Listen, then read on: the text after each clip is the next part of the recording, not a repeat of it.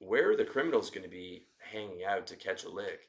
They're going to be sitting outside of that gold dealership watching for guys who had hoarded gold come in with, security and try and sell the thing. And maybe you're fine if you've got your $500,000 of gold in an armored truck and security and things of that nature. But you're gonna want to be on that journey, right? As opposed to just giving a few mercenary bodyguards that you hired or a few guys who work for an armored truck company $500,000 worth of gold in a depression environment, and just hoping that um, they're not going to run off with the money, right? Which you could see happen in those cases. Desperate times call for desperate measures.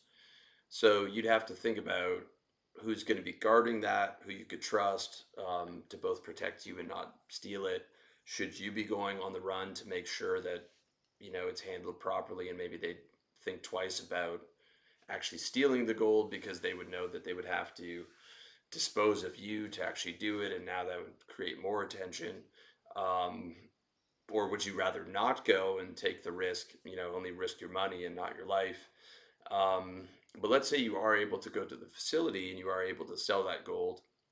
Well, how do we know that the gold dealer isn't tipping off the criminals? And I don't mean the guy who owns the place. I mean the secretary, or the low paid ops worker who can see the whole database is not tipping off criminals about who sold a bunch of gold and therefore has gold in their home. Even if that dealership has a tremendous amount of security, they don't have to go to the dealership to sell the gold. They just need a database of the customers who've sold a bunch of gold, knowing that they probably have more on their person or in some other area where you could be, potentially attacked and forced at gunpoint to be able to access that. And I've not known guys, but I've heard of friend who had friends of friends who had known people in Colombia, where they went to this Bitcoin conference, because they're a bunch of middle class guys LARPing and not understanding the street world and thinking they're safe in Colombia because there's digital nomads. And these dudes sent girls to match with them on Tinder, meet at their house, find out where they lived, and they came in and you know put a gun to their head and took all their crypto, right? Because they'd been tracking and tracing them at this conference, right? This is what criminals do in desperate times, or in countries where it's not a first world country and they don't have the same type of money and opportunities. Um, so this is a real risk, and this also happens in countries like the Mexico and the Philippines. From what I've heard, you don't want to store more than $100,000 in a Mexican or Filipino bank account, because the girl working in the bank might tip off some of her homies from the neighborhood, or they're working with a cartel or some of the local mafia, and they're not able to seize it directly from the bank, but they're going to come pay you a visit, knowing that you're wealthy. Where the average person in the Philippines might have $300 in the bank, right? So you're sitting there with 100,000, not thinking it's a big deal because you're used to storing that kind of money in America, and now you just made yourself a target. So you need to think that way in regards to the physical gold. Now, let's say the gold dealer doesn't tip off the person of your sale, right? And you're able to physically deliver that gold to the facility, with the armored truck company or the bodyguards or whatever, without issue. Well, what are the criminals doing in that scenario? Especially a hyperinflation scenario where cash is complete trash and gold has 100x in value or whatever it does. They're staking out those gold dealerships in an unmarked car, and they're writing down your license plate number, and they're going to follow you home, or maybe not on that day, but they're going to find out where you live. um, they're going to track you down and potentially find you in the same way and get you to reveal the rest of your gold storage. And it won't matter how well you've hidden it when you're getting tuned up by these guys over the course of a couple days. You're going to be telling them everything. Not to mention, um, you know that's probably not going to end well regardless, right? Like, even after you've given up the information, that might end very badly. So forget about just losing the gold. It's even more about you've put a target on your head, just by the mere fact that you went and had to sell it, as opposed to had you been holding that in a facility in Singapore and sold it at spot. Yes, they might have reneged on that promise, right? But the odds of a criminal coming after you and being able to see your um, the records of that facility in Singapore with you in North America, or another country in Southeast Asia, is much lower. Um, and on top of that, imagine a disaster scenario where, let's say, like the Great Depression, right? People are a lot less peaceful than they used to be. Let's just put it like that. And there are a lot of different interests in countries.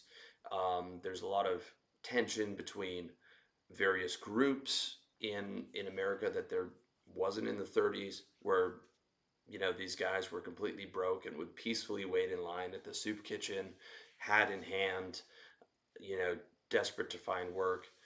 Um, that is not the case anymore. You've got, 25% of the population's on welfare. That's, and if that's removed, you're seeing violence in the street immediately. Um, you're seeing all these tensions between these various groups boil over if the finances are disrupted. Like, the only thing preventing that right now is the relatively comfortable existence in America, that people feel like they have too much to lose, but that would boil over very quickly. So when you actually need to sell the gold, assuming if it's stored physically that you can sell it without issue of seizure or some type of attack on your person, you have to go outside in the first month of this fucking collapse scenario, right? Like, I don't want to own anything that I have to physically go outside. Okay, you'd want to have, and listen, I'm not trying to sound like a prepper, but I do think it's wherever you base up, it will be good to, have 6 months of protein powder and rice and greens powder and stuff like that, just stored in your storage room, in addition to your supplies, which I recommend buying, years in advance, just to handle it in the system, right?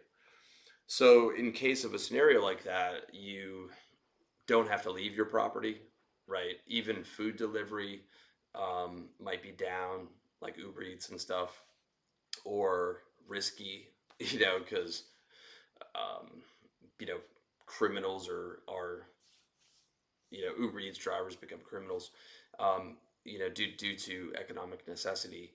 Um, Not to mention the price of food might be skyrocketing in a hyperinflation scenario, right? Like it did in Weimar Republic, Germany. Um, but even outside of the criminal element that could be stalking the gold facilities, right, or getting access to the database, you just probably are not going to fucking want to go outside. Um, Especially going downtown to where these facilities are located, or these facilities might not even be open in the first month of a collapse, because those guys aren't trying to go outside, right? They're bunkered up somewhere in the countryside, trying to ride this thing out. Um, so again, it brings back the situation of to self custody in Singapore or Hong Kong or something of that nature. But in those scenarios, um, let's say this facility in Singapore, right? Because let's give the cons of this scenario. Is a gold storage facility, and that's how they make their money. Um, and all of a sudden, the gold price is 10x, 20x, 30x, 100x. Okay, 100x is a wild example, but I'm just saying, in some type of wild economic situation, crazy things can happen. Well, they just effectively made on the gold, right? You know, a 50x multiple of what they would have made prior to that, to be able to, sell that from where it used to be, if they were going to steal it, right? If they were going to steal that customer's gold, and they look and see, um, we could get, that price increase might have taken outside of this economic scenario, 100 years or 50 years in our operation to see prices getting to that point, it happens immediately. They could be in a scenario of, why don't we just take all this customer's gold and sell it? It's going to create an economic and a legal risk for us, but this would have been like 50, 60 years of profit, for us to operate this thing for the next 50, 60 years.